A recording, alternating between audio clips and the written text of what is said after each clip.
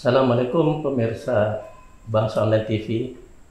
Kali ini saya berada di Pesantren Mahasiswa An-Nur, Wonocolo, Surabaya, Jawa Timur. Saya diterima sama Profesor Dr. Kiai Haji Imam Ghazali Said, MA. Beliau sebagai pendiri sekaligus pengasuh pesantren yang cukup punya sejarah karena dulu pernah dihadiri Gus Dur dan juga sudah menghasilkan 23 doktor pesantren ini. Pesantren ini berada di belakang Universitas Islam Negeri Sunan Ampel atau UINSA Surabaya. Jadi kalau para pemirsa lewat di Jalan Darmo cukup ambil jalan ke kiri lalu masuk di sekitar pabrik kulit. Nah, di situ akan sampai ke pesantren mahasiswa An-Nur yang mahasiswanya, yang santrinya semuanya mahasiswa. Profesor Kiai Imam Ghazali Said ini cukup kompeten untuk membahas atau bicara tentang itu karena beliau ini dari segi referensi cukup kuat. Bukan saja beliau sebagai peneliti dan pengamat, tapi juga beliau ini pernah melalang buana ke berbagai negara Timur Tengah, termasuk Palestina, apalagi Makkah dan Madinah. Nah, beliau ini pendidikannya cukup panjang, yaitu pernah kuliah di Universitas Al-Azhar, Mesir, kemudian di Universitas Khartoum, Sudan, dan beberapa bulan yang lalu dikukuhkan sebagai guru besar Universitas Islam Negeri Sunan Ampel, Surabaya. Assalamualaikum Pak Kiai. Waalaikumsalam warahmatullahi. Gimana Pak Masud? Alhamdulillah baik-baik Kiai. Dulu ada seorang pejabat itu menjadi anggota DPR RI dari Partai Islam. Selalu pakai surban, berjenggot, dan dia bilang jenggot saya ini bukan jenggot aksesoris, tapi jenggot ideologis. Tapi sekarang begitu menjadi pejabat dari bukan dari partai tertentu, sekarang sudah dicukur semua dan kemarin pakai kopiah biasa. Ya itu memang manusia ini, kita itu tidak bisa dalam suatu penampilan kemudian dia itu menjas bahwa inilah saya. Karena manusia itu adalah kecenderungan berubah. Oleh karena itu, agar kita itu tidak salah, seperti kasus yang disebutkan tadi, maka sepanjang yang saya pahami dari agama sekarang, inilah penampilan saya. Nah, nanti bisa saja karena faktor-faktor lain bisa berubah. Nah, bisa. Referensinya masih sebatas itu. Gitu. Itu akan lebih baik. Makanya kalau orang menulis sejarah hidup orang, apalagi menjadi disertasi, itu tidak boleh kalau orangnya masih hidup. Kenapa? Manusia yang masih hidup itu sejarahnya belum berakhir dan kemungkinan berubah. Jadi jangan ditulis dulu. Nah, menjadi suatu, kalau sudah wafat mungkin. Nah, kalau orang NU kan orang mati sama orang hidup, lebih penting mana? Orang mati. Nah, kalau orang NU lebih penting orang mati. Buktinya kalau mati diselamati segala macam. Kalau Gus Dur, kok gitu orang NU, kata Gus Dur ini. Nah iya, kalau orang mati itu nggak minta kompensasi. Dan tidak pernah bohong. Iya, tidak bohong. Kalau orang hidup itu nanti ditulis begini, kok ditulis begini? Nggak betul itu kan gitu. Kalau orang mati kan karena protes itu. Nggak ada kompensasi, dia tidak minta apa-apa. Nah, jadi istilahnya kalau orang yang masih dari partai manapun, mestinya yang baik itu dia sepanjang yang saya pahami sekarang, maka saya berdasarkan pemahaman saya berpenampilan seperti ini. antisipasi. Antisipasi. Nanti akan berubah. Ya, bisa berubah. Ya, iya. Atau pemahaman agama baru. Ya, pemahaman yang lain. Ya, seperti itulah sebetulnya. Yang sebaiknya seperti itu. Sehingga kita nanti tidak kecele, kata orang Jawa, tidak kecele. Nanti kan oh ini saya menyesuaikan diri. Nah, ya kayak kopiah begini. Saya kan biasa kopiah putih di sini. Tapi saya kalau di Timur Tengah, saya datang ke sana, saya kopiah hitam. Mengapa? Saya Indonesia. Identitas. Ya, identitas kebangsaan saya. Jadi orang ketika melihat itu, orang nggak tanya lagi, kamu dari mana? Itu Indonesia. Nah, istilahnya kalau dalam bahasa ini, itu Soekarno. Nah, gitu. Karena dulu yang mempopulerkan Soekarno. Kalau di sini gimana? Ya sebetulnya karena kalau kopiah putih ini nggak bisa dicuci. Itu alasan praktisnya. Ini dia termasuk pondok pesantren Al-Fitrah itu kenapa kok putih semua? Karena kalau kotor bisa dicuci. Kalau hitamnya langsung dicuci nggak bisa, rusak langsung. Nah, jadi saya kalau di sini jarang-jarang pakai kopiah hitam, kecuali memang dinas itu pakai hitam, ke kampus pakai hitam. Tapi kalau di sehari-hari saya pakai kopiah putih. Praktisnya karena itu alasan praktis saja. Karena gampang dicuci, kotor dicuci dan kelihatan kalau kotor itu dicuci. Gitu. Oh ya, Kiai. Dulu Kiai pernah memberi pernyataan bahwa gerakan HTI itu kan gerakan yang tidak pernah eksis di tempat lahirnya, ya kan? Iya. Sehingga dia kader-kadernya itu banyak menyebar dan itu pun ditolak di berbagai negara. Nah di Indonesia kan kebetulan sekarang juga menjadi dilarang kan oleh pemerintah.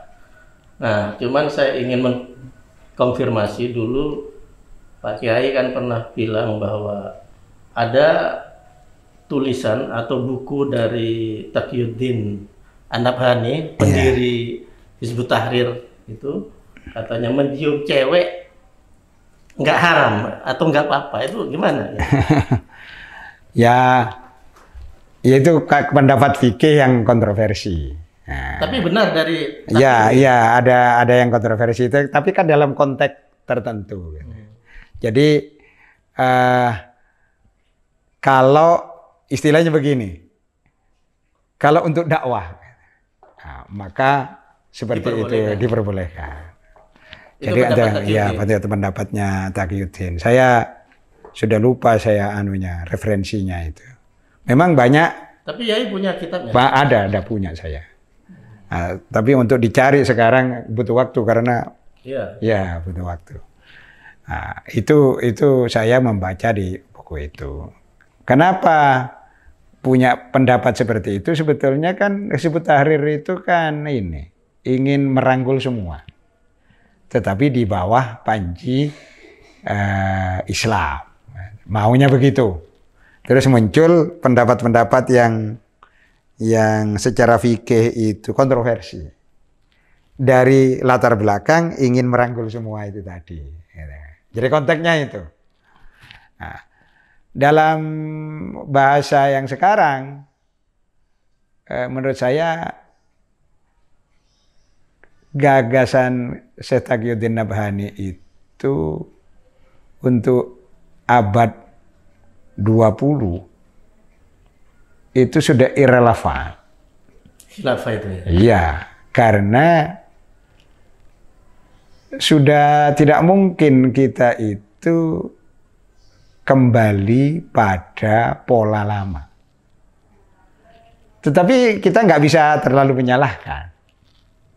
Mengapa? Karena dulu pendapat orang itu yang namanya pemimpin di Islam itu harus tunggal. Dan itu sama pendapat ulama itu, tafaqul fuqaha itu tunggal. Terutama di kalangan ahli sunnah. Walaupun dalam realitas sejarah itu yang tunggal itu pada masa Khulafaur Rasyidin, masa Umayyah I. Setelah Abbasiyah itu sudah tidak tunggal kepemimpinan Islam itu. Itu faktanya. Kalau ingin tunggal sudah tidak ada lagi. Nah, apalagi nanti aliran-aliran itu mendirikan negara. Syiah mendirikan di Mesir Fatimiyah, mendirikan dinasti Qajar, Safawiyah, kemudian mendirikan Safawi, setelah itu menjadi negara Islam Iran sekarang itu. Itu nanti di India juga begitu, ada negara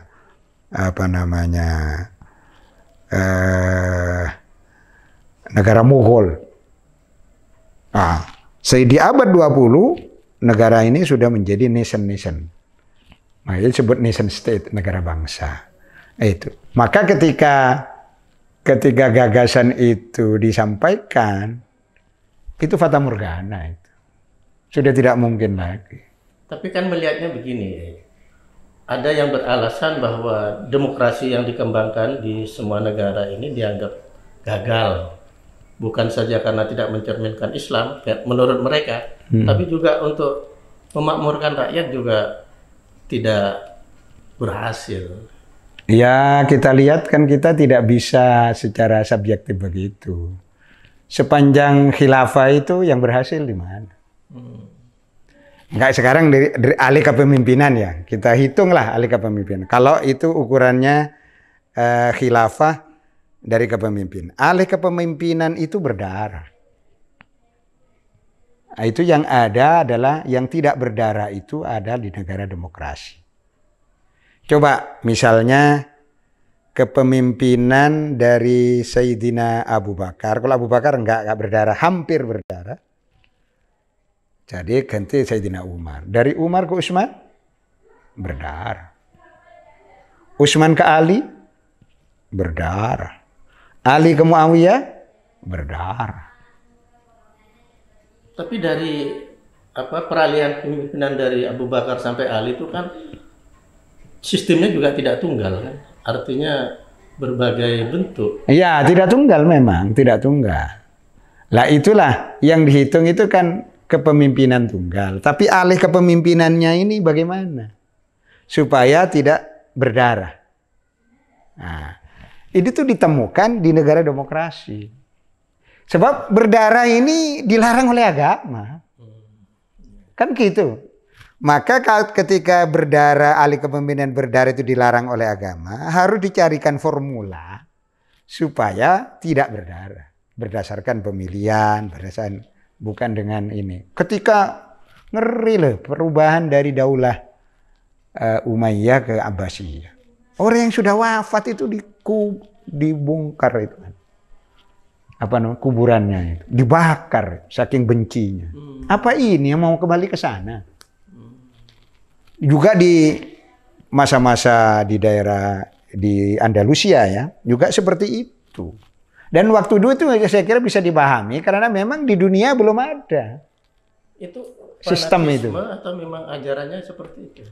Bukan ajaran ya. Jadi sistem politik itu tidak memberi ruang kepada pada lawan. Lawan itu kalau berbeda ya nggak musuh. Jadi tidak ada istilah oposisi legal. Nah, kuncinya di situ. Tidak ada oposisi legal. Oposisi legal ini ada di kalangan di negara demokrasi.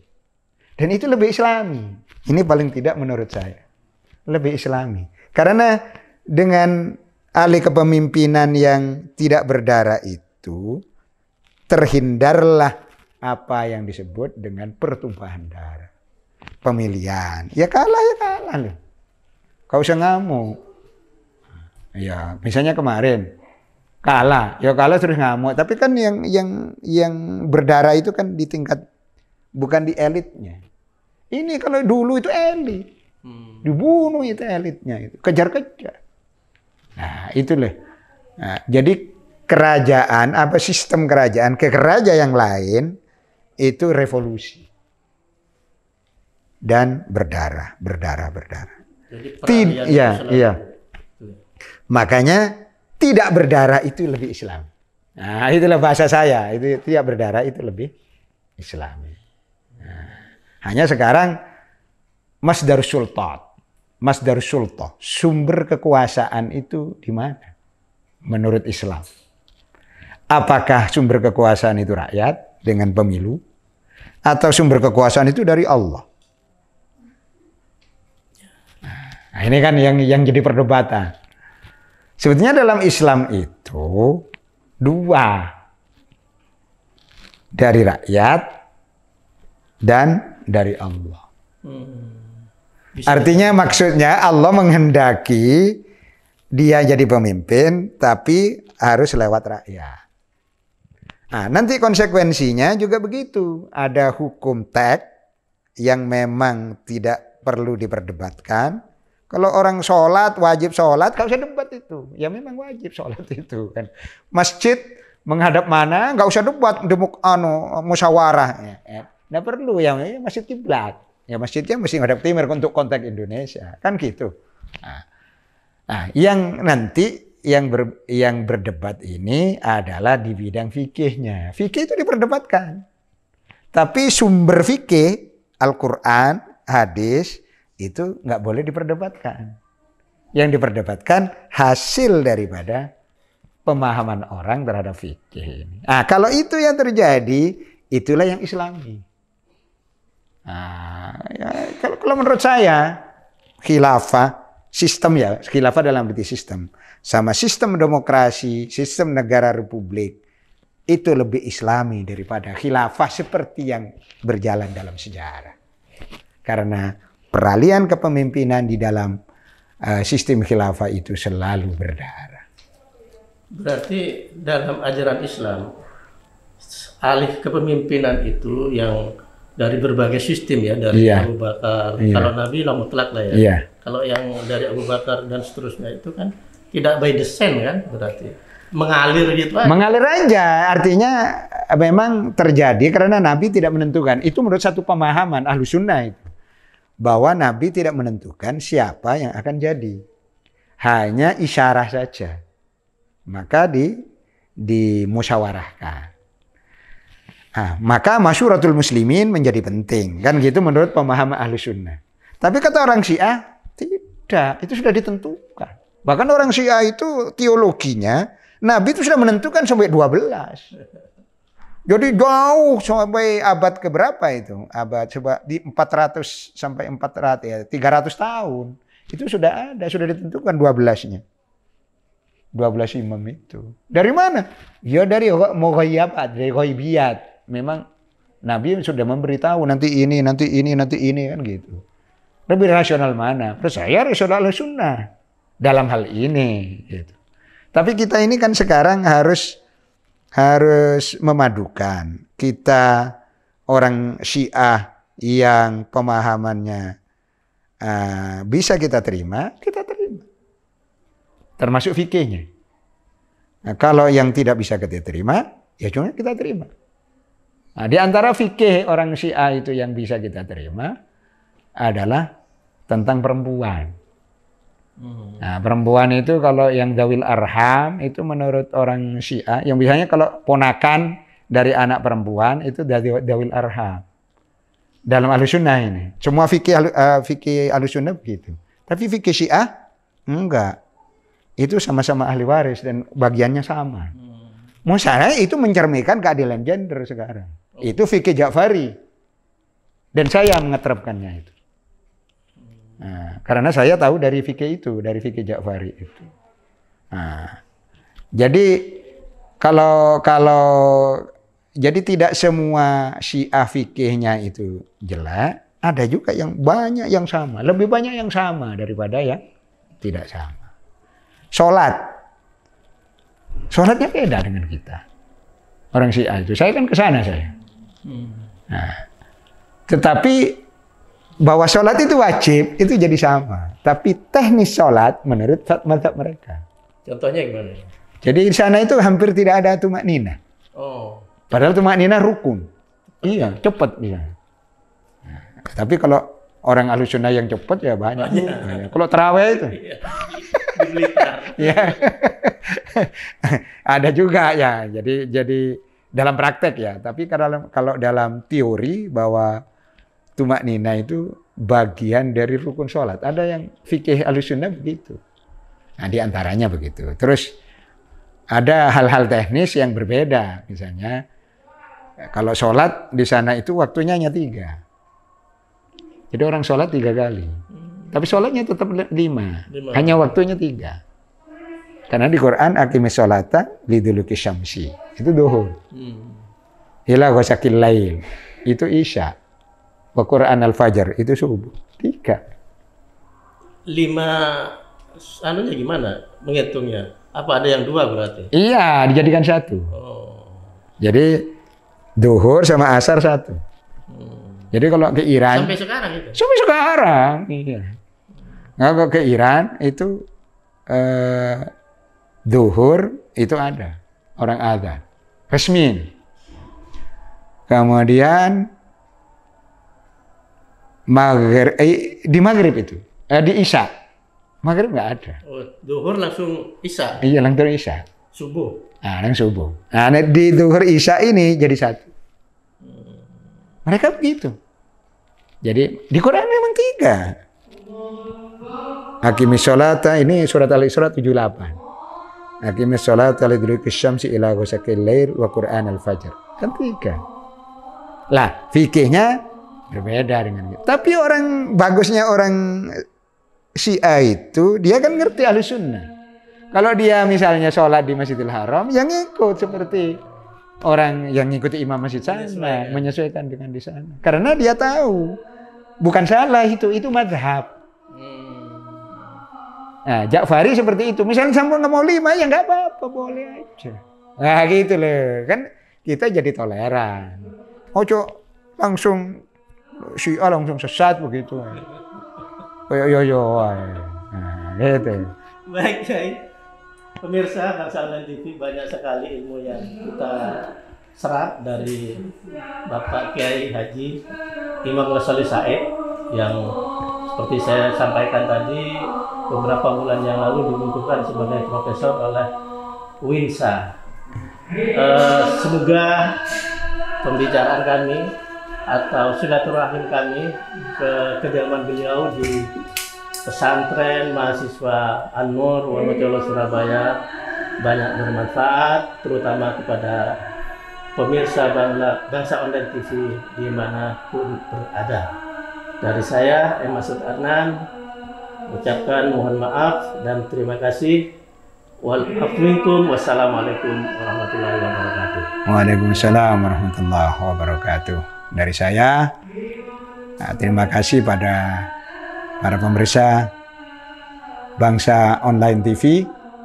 Mudah-mudahan Bangsa Online TV ke depan semakin berjaya. Assalamualaikum warahmatullahi wabarakatuh.